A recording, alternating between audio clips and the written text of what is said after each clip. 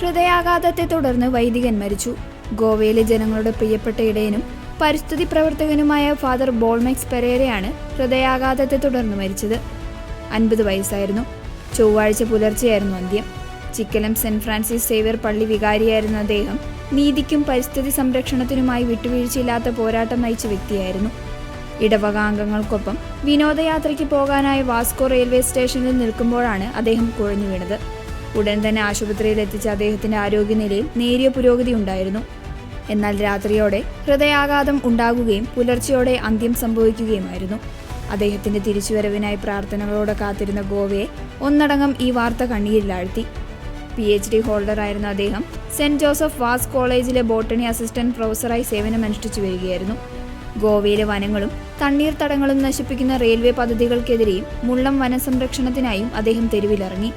Save മുള്ളം ക്യാമ്പയിന്റെ പ്രധാന കരുത്തായിരുന്നു അദ്ദേഹം. ചിക്കലം യൂത്ത് ഫാർമേഴ്സ് ക്ലബിലൂടെ യുവതലമുറയെ കൃഷിയിലേക്കും പ്രകൃതി സംരക്ഷണത്തിലേക്കും അദ്ദേഹം നയിച്ചു. പരിസ്ഥിതിക്കും ജൈവ വൈവിധ്യത്തിനും നൽകിയ സംഭാവനകൾ പരിഗണിച്ച് നിരവധി പുരസ്കാരങ്ങൾ അദ്ദേഹത്തിന് ലഭിച്ചിട്ടുണ്ട്. Goa state biodiversity board award, Thomas Stephens Konkani കേന്ദ്ര പുരസ്കാരം, CBCI ഇക്കോ അച്ചീവേഴ്സ് അവാർഡ് എന്നിവ ലഭിച്ചിട്ടുണ്ട്. സംസ്കാര ശുശ്രൂഷകൾ മെയ് 28 3 മണിക്ക് ക്യാമ്പം ഹോളിക്രോസ് പള്ളിയിൽ നടക്കും. ഗോവയുടെ ശബ്ദം നഷ്ടപ്പെട്ടുവെന്നാണ് സമൂഹ മാധ്യമങ്ങളിൽ അനുശോചന പ്രവാഹങ്ങളിൽ പറയുന്നത്. സാധാരണക്കാരുടെ പ്രശ്നങ്ങളിൽ ഇടപെടുവാനും നീതിക്ക് വേണ്ടി സംസാരിക്കുവാനും മടി കാണിക്കാത്ത ആ വലിയ ഇടയന്റെ വിയോഗം ഗോവയ്ക്ക് നികത്താനാവാത്ത നഷ്ടമാണ്.